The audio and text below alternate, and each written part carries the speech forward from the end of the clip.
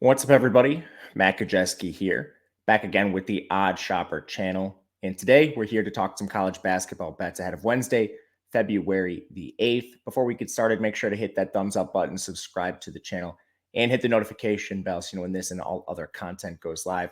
If you're listening on podcast, please leave a rating and review over there as well. We launched our first sports-specific YouTube channel in Odd Shopper Golf. You can check that out by clicking the link in the video description below. It's all the normal golf content. If you're a regular watcher, you'll see Ben, Eric, Seton, all those guys talking bets, course and player analysis, parlays, everything you want there. And we are brought to you by DraftKings Sportsbook, and they have a phenomenal offer. If you're watching, you can see this in the banner right on the video. You can bet $5 on any game, and whether that team wins or loses, you're automatically going to be paid $200 in the form of free bets right into your account. Click the link in the video description below. Make your first deposit of at least $5. And then place that wager, any game, any team, you will automatically get $200 free in the form of free bets.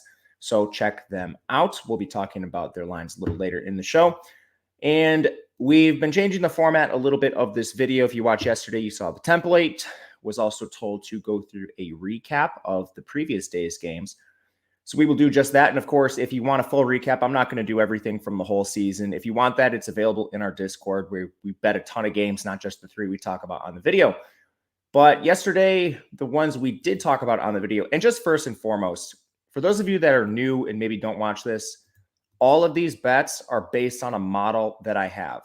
So when we make a bet, it's because the model likes it, and then we retrofit the analysis to make the bet make sense for content. You know, like this, it wouldn't be an entertaining video if I came on here and be like, oh, the model likes Marquette plus 4.5.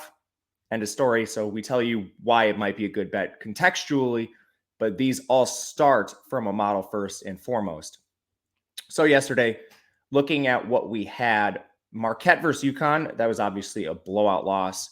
And the interesting thing is when I go back and look at these bets, I will cross-reference them with Shot Quality if Shot Quality has tweeted about them. They don't tweet about every game. But Shot Quality is a phenomenal analytical platform. You can follow them on Twitter if you would like. They grade every single shot taken on the floor, depending on the depth. Is it a three? Is it near proximity to the rim? Those are the highest value shots. Were they contested? Were they in transition? Were they catch and shoot? And then they rescore the game analytically.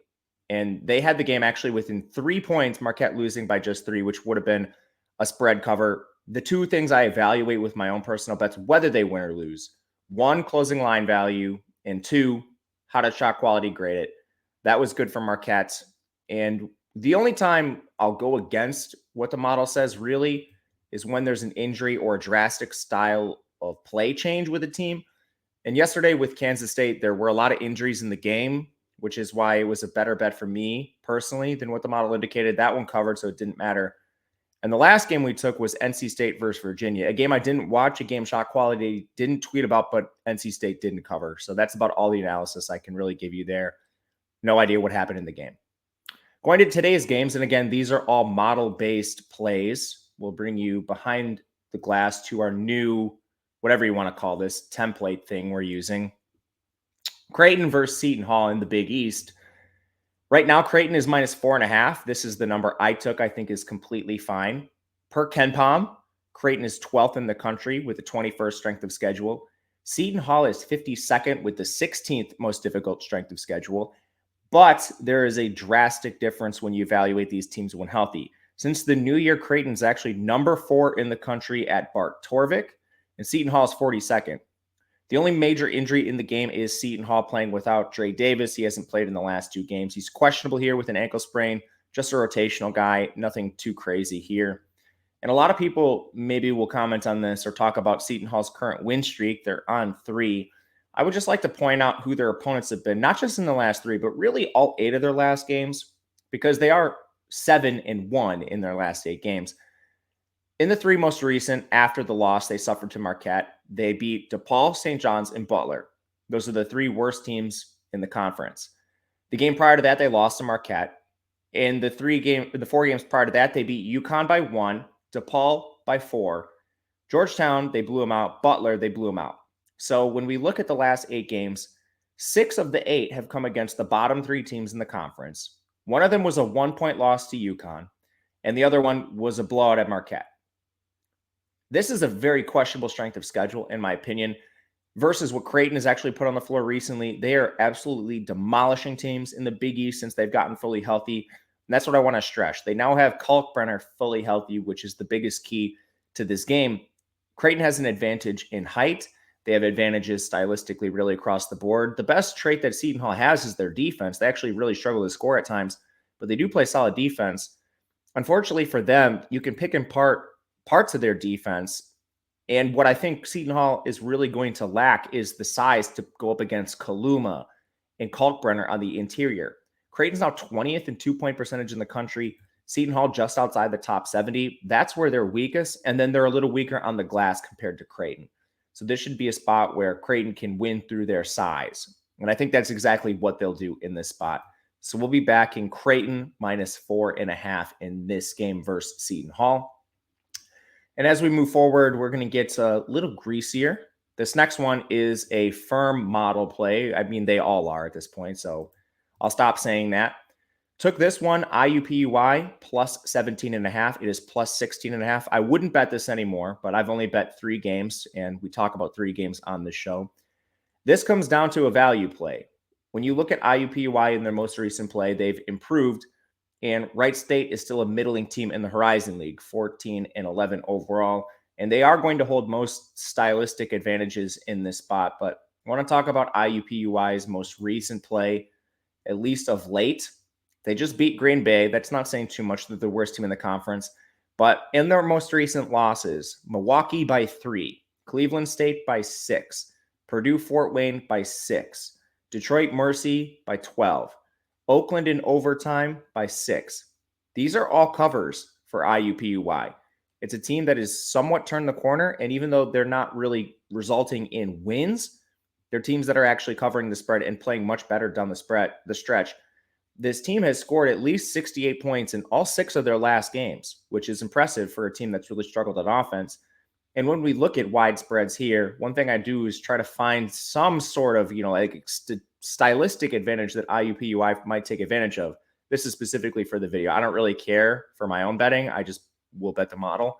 But IUPUI is 144th in offensive scoring on the interior.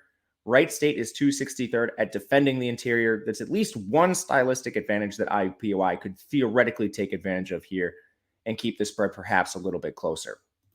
Last one we will get to today, heading back to the Big East. Georgetown taking on Providence. This is another just mispricing based on some injuries in recent games.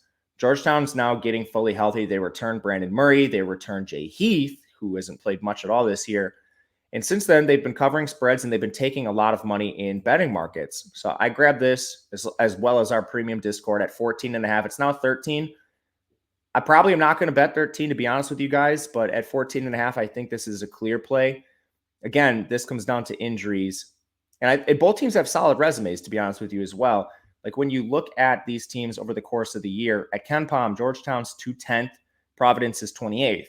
However, since the new year, Georgetown's 171st, Providence is 32nd, indicating Georgetown's improved since they've gotten these guys back, and Providence has regressed a little bit. And I want to really say a little bit. They went from 28th to 32nd. They're still very much the same team they've been all year, and they have a solid resume. But when we look at Georgetown, this team has shown improvement on the court right away. We can look at their most recent play. They lost to Connecticut by 6. They lost to Creighton by 10. They lost to St. John's by 2. They beat DePaul. They lost to Xavier by 13. They lost to Nova by 4. Those are all covers for Georgetown, believe it or not. They've been massive double-digit underdogs in almost every one of their games in conference play this year. And now with Brandon Murray back, in addition to Primo Spears, with Jay Heath coming back as well, this team is fully healthier, and they've been able to cover spreads. And not to mention, this team does play with solid height. They're 36th in effective height. Providence is 142nd, another theoretical advantage for Georgetown. So we'll be backing them plus 14.5. That'll do it for us today. A lot of housekeeping, so I apologize for that. Moving forward, it should be a little more clean as we go through the new format of the videos. But leave a comment. Let me know what you think. And I will, if you follow me on Twitter, I'll get back to you. I'm at Matt_Kajeski. Otherwise, hit the thumbs up button, subscribe, and good luck. We'll see you guys again next time.